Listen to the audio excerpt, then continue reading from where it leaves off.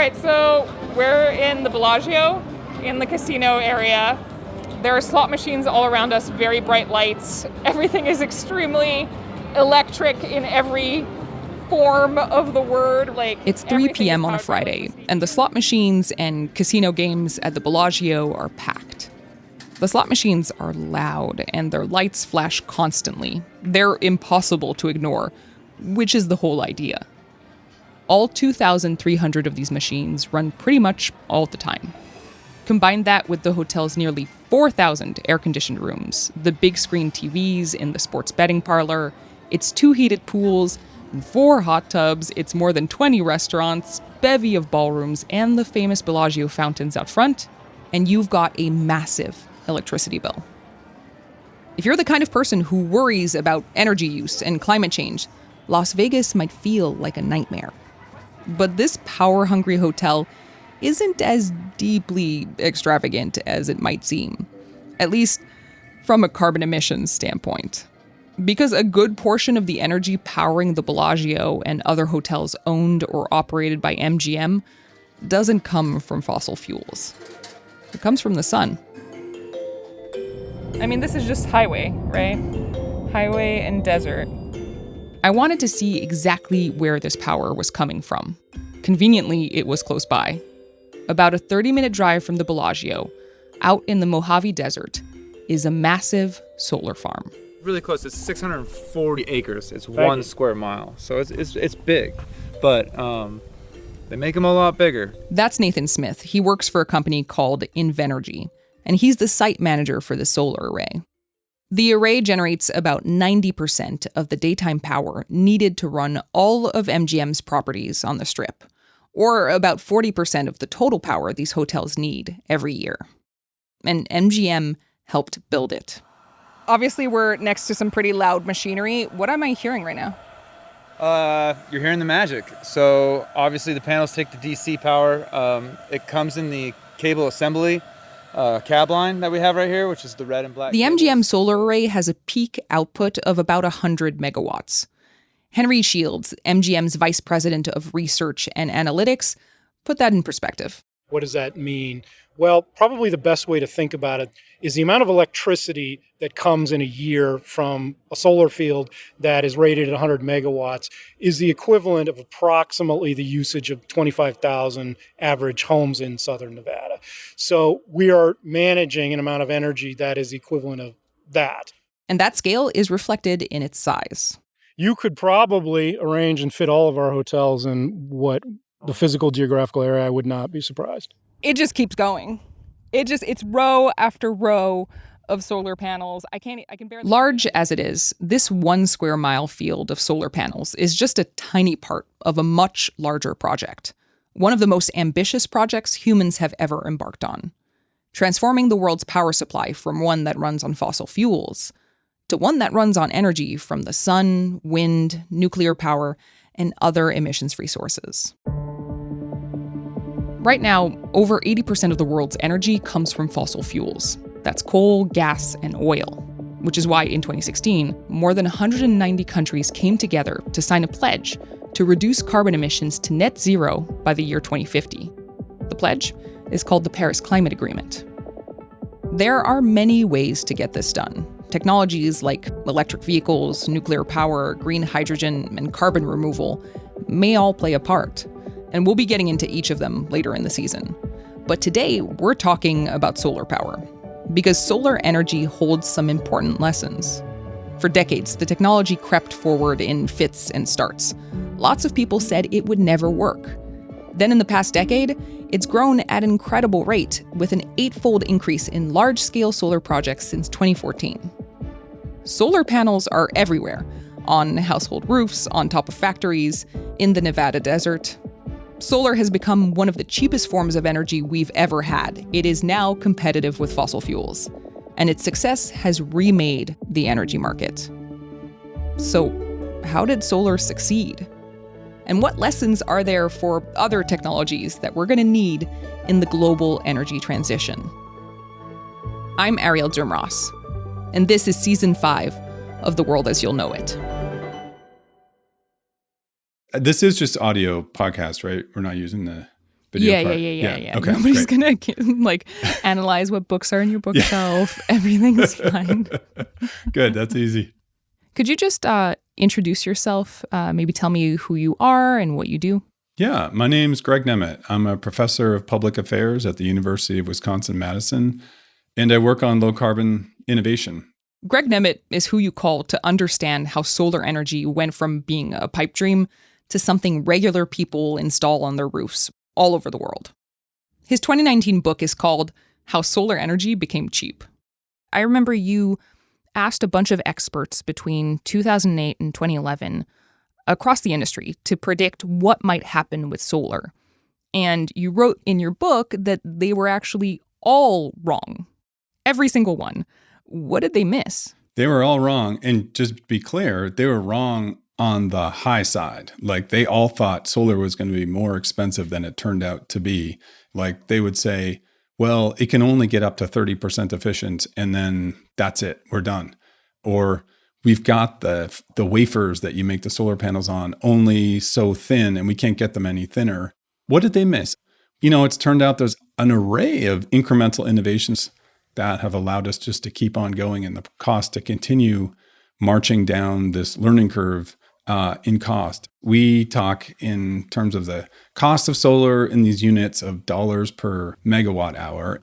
What's a megawatt hour? It's pretty close to the average monthly electricity consumption of a single family home in the US. So 1 month, 1 megawatt hour.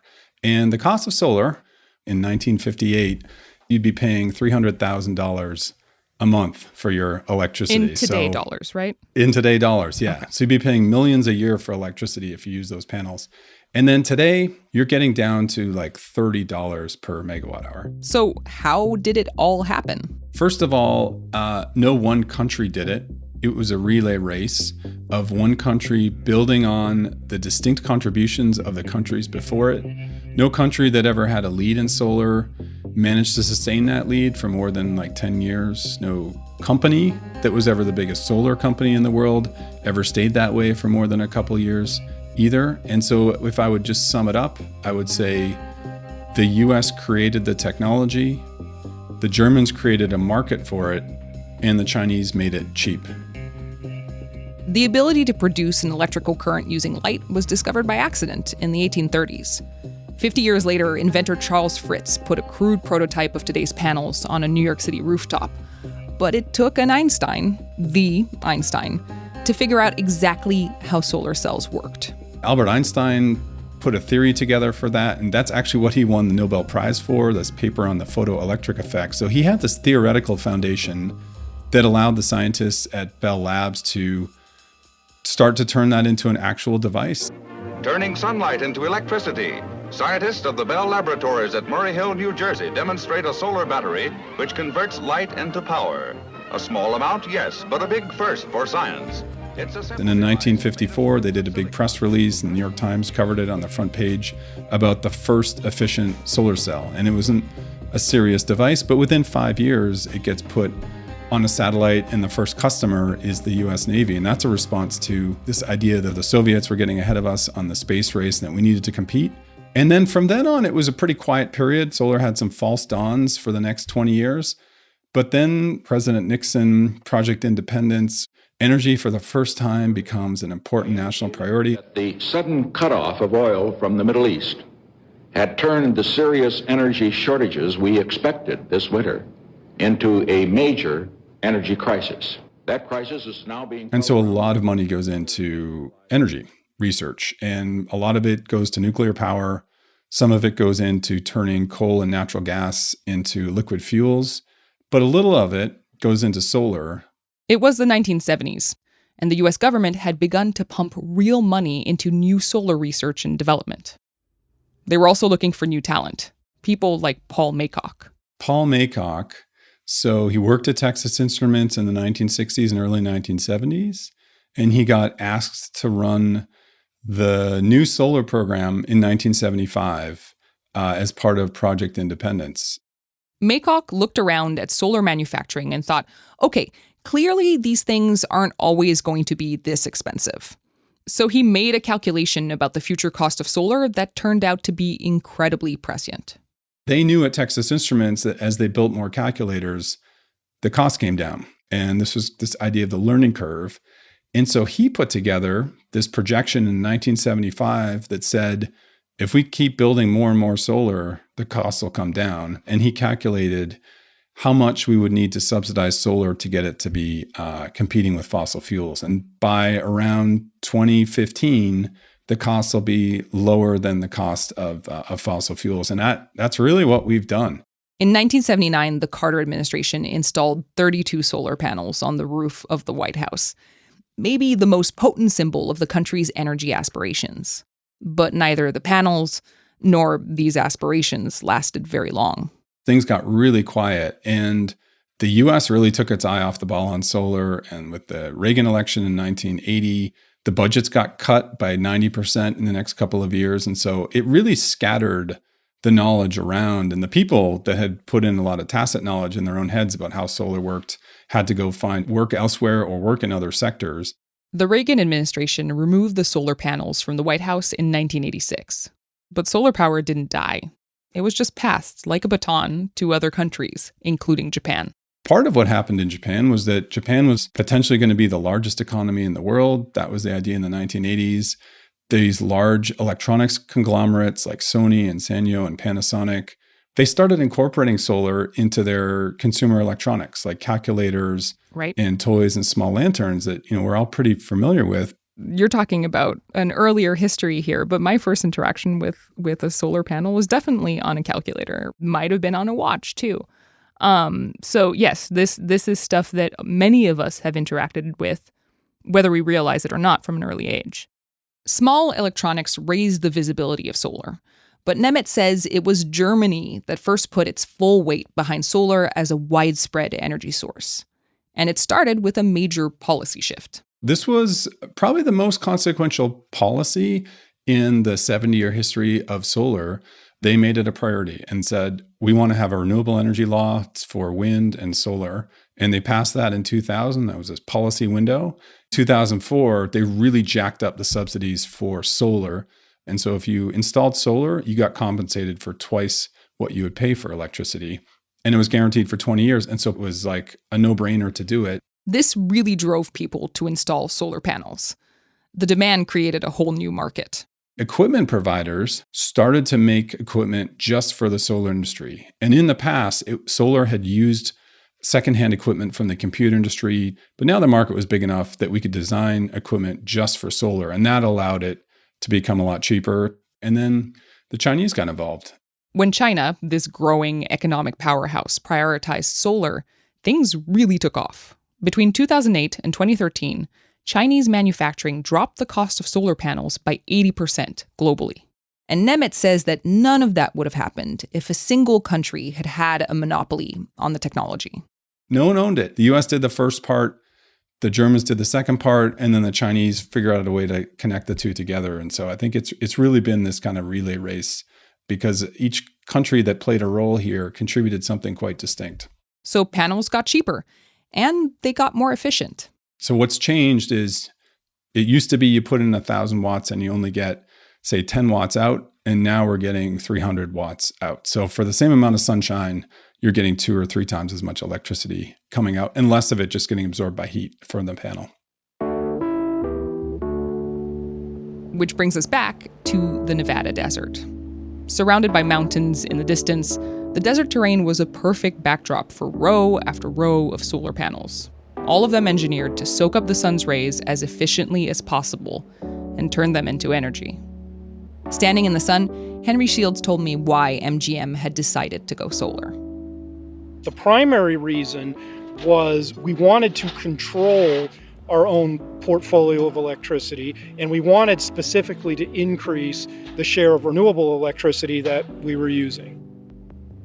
MGM wanted to make sure it could reliably and predictably estimate the cost of energy for its hotels. The market for buying electricity can be very, very volatile. So there's a natural hedge on that basis where we have the volume of power coming from this site that we know its terms and are settled, as opposed to dealing with what we can't control out in an open marketplace. What you're saying is basically like, we know how much the energy from this solar array is going to cost for the next few years. That's not changing. But you have wars, you have environmental crises, you have the stuff that would influence the price of oil, for instance. That could fluctuate. Yeah, I think that's a very good way to say it. The world, and energy perhaps in particular, has been very volatile. And so that presents an element of risk to anybody that has to buy energy, and that is everyone. And so one advantage that we've got is at least some surety for this part of what we're going to be buying for the next few years. The energy that's being produced here is daytime energy, right? So what about nighttime? Las Vegas is a nightlife kind of place. What's the plan for that? Fair question. Solar photovoltaics run when the sun is shining, and so sun comes up, sun goes down. We have to fill in the power that we use around the daylight, for example, overnight, by other purchases on the open market. As we progress and add more and more renewable energy, we'll have to manage that disparity between daylight and evening hours. There are ways to do that, like, for example, through battery storage or through other renewable means, like the wind doesn't stop blowing and when the sun goes down, et cetera. And those are some of the things that we're thinking about for our next steps. Over the last few years, the US government passed two major pieces of climate legislation: the Bipartisan Infrastructure Bill and the Inflation Reduction Act, the IRA. You're going to hear a lot about these two initiatives over the course of this season, because both of these laws created major incentives for climate technology development. As with the Paris Agreement, the US government is planning on some changes to our energy supply.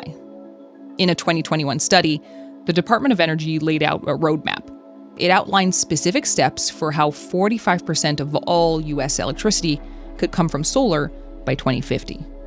What we need by 2050, so this is like the real full build out, is about 0.5% of the land area of the United States. 0.5%, 0.5%. That's less than I would have assumed. Yeah. Nathanael Greene is a senior renewable energy advocate for the Natural Resources Defense Council. He spent the last 30 years making the case for green energy in the US, particularly wind and solar. He said that the amount of land affected by these technologies will depend on how we decide to expand them. And solar is going to become more efficient, so it'll probably only go down. You can also say, well, by 2050, we could be impacting, if we're not careful about it, we could be impacting land that's like the size of Texas with all the wind and solar.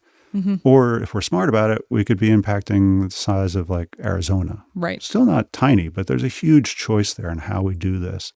In 2023, solar accounted for just under 4% of total U.S. energy generation. At the same time, the solar industry has been growing, with 2023 marking the largest amount of solar installation in a single year in the U.S. How exactly would you describe the growth of solar over time in the U.S.? I mean, it's hard to describe it as anything other than pretty phenomenal, but the challenge is we need it to be really phenomenal, if that makes sense. Extra phenomenal, super phenomenal. They installed 33 gigawatts last year, but what we need to be on track is something closer to 60 gigawatts a year. Cheaper solar has definitely driven its expansion in the US, but there are still some hurdles to clear. The two biggest ones that we've identified are a growing local organized opposition and then the grid itself. That first problem, local opposition, needs a bit of explaining. Big solar projects, the kind where a huge field might get covered in panels, are still pretty new, and that means that there can be some pushback. Part of what we're seeing is just a natural reaction from communities across the country to something new coming into their neighborhood. So that sort of just general human resistance to change, especially fast change, I think is part of what we're seeing. Some people really worry about solar farms being eyesores. And then there's the environmental impact to plants and animals. But Greene says that local opposition isn't always just about property values and the local environment. The other thing we're seeing, which is much more insidious, is as solar starts to eat the lunch of the natural gas CEOs and the coal CEOs, they are putting a lot of resources into trying to stop it. The level of misinformation is pretty stark. The good news is, like, if you look at the polling, most people, across the political spectrum come to clean energy with a very positive feeling. Like, they want more of this stuff. Again, liberal, conservative, Republican, Democrat, they want more of this. According to Greene, the commercial market has grown quickly, with large companies like Google and Walmart investing significantly in renewables. It has a potential to have a real sort of disproportionate impact in a good way, because when those type of customers go to a utility and say, I want solar, or I want wind, I want clean energy, and not only do I want it 24/7. I want it to be able to really drive my data center 100% clean. Mm-hmm. That's important to me. My customers expect this of us. That pushes not just the build out of more wind and solar, but it also pushes the whole grid that connects it. The grid. Remember how Greene said there are two major issues blocking solar's growth? Well, the first is opposition from local groups and fossil fuel companies alike. And the second, according to Greene, is our very own electric grid. The U.S. grid is not straightforward. You can't just send energy across the country from, say, Missouri to California. Mm-hmm. Can you explain how the grid works? Oh, boy. In the U.S., there are three major sections of the grid: East, West, and Texas. Inside those, there are a bunch of smaller regional systems, each run by their own operators. Some have multiple operators in one state, others span multiple states under a single operator. Nothing is uniform. That system can help prevent a local or regional outage from spreading to a much larger area, but it also has some downsides, because certain regions just don't have enough power. Our grid hasn't kept up with the economic growth of the country and the geographic shifts in the country. There's a backlog of solar and other renewable projects waiting to be built and connected, but they're stuck in a sort of limbo because the grid can't handle all of them being added at once. In the United States, we have about 1.3 terawatts of capacity connected to the electric system. A terawatt is equal to 1 trillion watts, enough to power about 700,000 homes for a year. We have 2.6 terawatts waiting to connect to the system. These are projects that people have identified. They figured out a location. They said, we want to build this. And most of that is solar, wind, and storage. Wow. So opening up the transmission system, debottlenecking the transmission system is just hugely important to making our system more resilient and opening it up for all this clean electricity that wants to connect. The changes utilities and governments will have to make to the grid, they're substantial, and that can be dispiriting. So I asked Greg Nemet, who studied how solar got cheap, about this major remaining hurdle. So solar has had this huge amount of success, and also we need a lot more of it still, right? According to the U.S. Department of Energy, it's being counted on to produce 45% of the U.S.'s clean energy by 2050. At the moment, it's only producing 3%. Is that a realistic goal? Yeah, it is. I don't worry about that. I think there's plenty of resources. There's plenty of capacity to build it. It continues to come down in cost. And it's growing so quickly, like 30 or 40% a year, that you can get up to those big numbers just with continuing the growth that we're already on. So it does seem like small numbers now and big numbers later. But with the growth that we've had and where we are with the technology, there's really not a reason that it doesn't happen. We chose to start this season by looking at solar energy for a reason. It's a major success story for renewables on a scale we've never seen before. So understanding that story can help us see the path to net zero set by the Paris Climate Agreement more clearly. Because really, we can do incredible things. solar went from a niche energy source to a true fossil fuel competitor in a matter of decades. The question now is, can we do that for all the other technologies we'll need to reach the goals that have been set out for us? Next week, we're going to try to answer that question for electric vehicles. What will it take to electrify the American road trip? We invest a lot of ourselves in our vehicles. They're the only technology where we actually enclose ourselves inside it and move around in the world. And with the transition to electric vehicles, as anyone who's driven one can attest, it feels different, it sounds different, it accelerates different. There's going to be different batteries for different, shorter range, longer range, aviation, drones, things that'll want to power a home robot where safety is absolutely critical. I'm Arielle Duhaime-Ross. We'll be back next week. The World as You'll Know It is brought to you by Aventine, a nonprofit research institute creating and sharing work that explores how today's decisions could affect the future. The views expressed don't necessarily reflect those of Aventine, its employees, or affiliates. For a transcript of the episode and more resources related to what you've heard in today's episode, please visit aventine.org/podcast.